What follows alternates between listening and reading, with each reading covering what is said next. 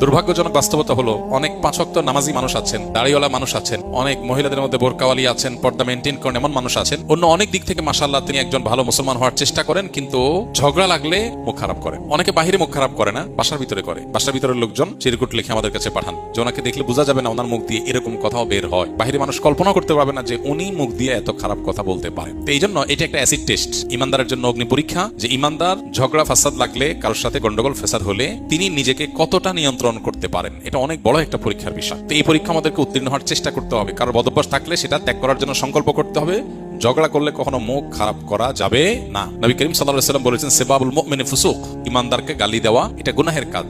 ইমানদার কখনো গালিবাজ হতে পারে না। নবী সাল্লাল্লাহু আলাইহি ওয়াসাল্লাম আরো বলেছেন, লাইসাল মুমিনু বিল্লাআনি ওয়ালা বিত্তাআন ওয়ালাল ফাহিশ ওয়ালাল বাদি। ইমানদার কখনো কথায় কথায় অভিশাপ দিবে, আল্লাহর গজব ঠাড়া বদদোয়া দিবে, এরকম চরিত্রের হতে পারে না। এবং গালমন্দকারী, মানুষকে কথায় কথায় বাজে কথা বলা